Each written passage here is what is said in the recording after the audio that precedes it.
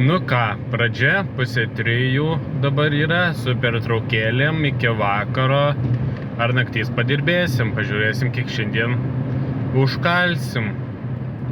Tad jeigu palaikote projektą, matote, kad tikrai čia iš to nepragyvensi, būtinai paspauskite paprenumeruoti ir like mygtuką, kad padėtumėte šiek tiek kitaip. Tai o jeigu viskas gerai, tai bandysim kokiam vėliau Vilniuje ir Kaune.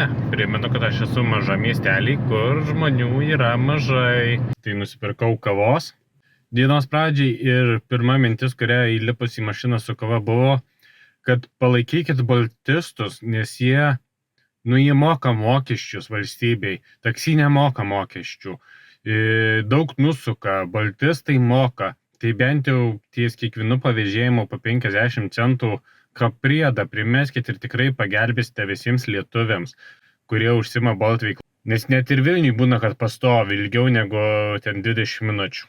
Kaip sakyt, padėkit saviem lietuviams, važiuodami, kai naudosit Bolt paslaugą, bent jau po 50 centukų ar po eurą priedo primeskite.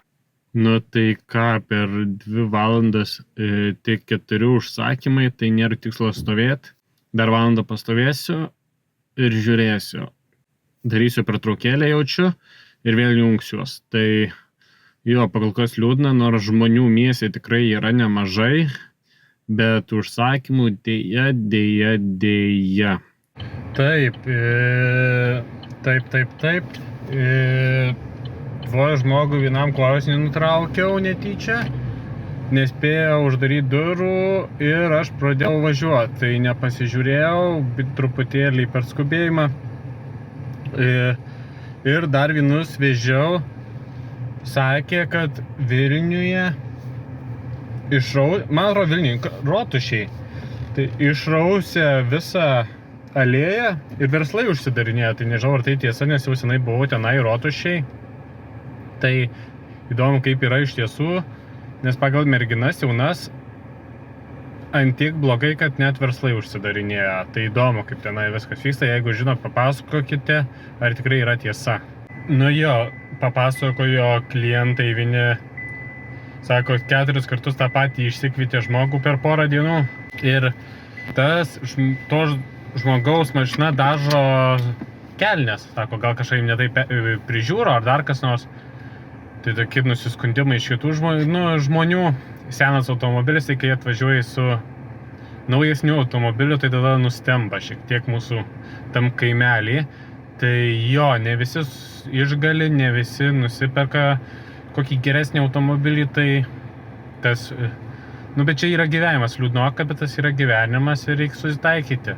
Iš dalies su naujesniu automobiliu tau nėra to naudojimų žymių, to nusidėvėjimo didesnio, nes mašina beveik nieko nekainuoja ir gali trint netrynės tu ją. Tai čia yra pliusų ir minusų.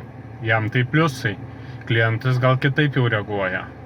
Šiaip galiu pasakyti, sekasi labai gerai, užplūdo nemažai užsakymų, tai džiaugiuosi dėl to. Ir pirmą gavau arbatpinigį į kortelę, tai 1 euras, nes šiaip labiau grinais palieka, nes kur važiuotum 4 eurai, tai tą eurą užmeta, kad neieškot. Tai va tokie dabar pas mane dalykai, mes galima sakyti varom be perstojo iš dalies, sustojam kokį 20 minučių ir vėl varom, ar ten 15, tai čia jau labai trumpas laikas palyginus pas mus.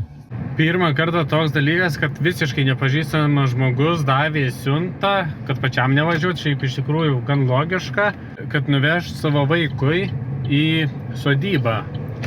Tai jo, tai labai keista, kai nežinomas žmogus duoda siuntą ir vežk. Gali ir namo nusivežta, ne? Tai iškart tokia mintis pagalvoja. Tiksliau pagalvoju. Visumoj jau 9:30, bet atrodo kaip 12. Užsakymų kaip mano miestelį, tai tikrai labai daug, smagu, dėl to yra ką veikti. Tai laukiu dienos rezultatų, kiek aš čia uždirbau ir kiek pravažinėjau. Dirbsiu nežinau kiek, iki 12 ar 1 ir bus matyti, jeigu nieko kito neprisiplanuosiu. Ar išeiti į miestą, ar dar kur nors. O žinot, kas mane nustebino? Tai, kad atsisėda žmogus ir pasako, kur važiuot. Taigi mes viską matom, kur važiuoti. Tai kam sakyt, aišku, aš nesuprantu, gal žmogus nežino, ar kas čia yra. Bet yra tas, kuris net ir programėlę turi, išsikviečia būna, kad pasako, kur važiuoti adresą. Toks nesupratęs, lieku aš toje situacijoje, bet jo, neturiu ką atsakyti. Diena baigės. Rezultatus, kiek uždirbau šiandien, matysite šičia kažkur. Ir peržiūrėję dabar užmokestį, kiek pradirbau. Arba atvirkščiai matysite. Nu, jaučiu va tai, va kaip ir pasakiau. Tai šiandien diena mano miestelį palyginus buvo tikrai intensyvi. Neturiu kum skūstis. Džiaugiuosi. Tai uždirbau palyginus irgi nemažai. Kaip mūsų miestelį, tai tikrai nemažai. Tai galite vertinti pagal savo uždarbį, kas kur kaip ir uždirba. Ir gale dienos pasišventinau pavalgydamas kaviniai. Sumokėjau 15 eurų su arbatpinigiais. Tai beveik ką uždirbau, tą pravalgiau iš dalies. Bet norėjau. Aišku, lieka šiek tiek, bet nedaug. Bet man užtenka. Tai ačiū, kad žiūrėjote. Ir tikriausiai dar padirbėsiu sekmadienį. Tai galėsite pamatyti sekmadienio rezultatus irgi pirmadienį ar kada prie progos, kada prisėsiu. Ir sumontuoti greitai sudėtus kelis vaizdo įrašas. Nedaug užima, tai laiko tam dalykui, nes montavimo galima sakyti ir nėra. Tai viskas labai mygom. Tai ačiū, kad žiūrėjot. Būtinai paspauskite patinka mygtuką, palaikykite mane šiame sunkiame kelyje, ir ką, iki sekančio karto.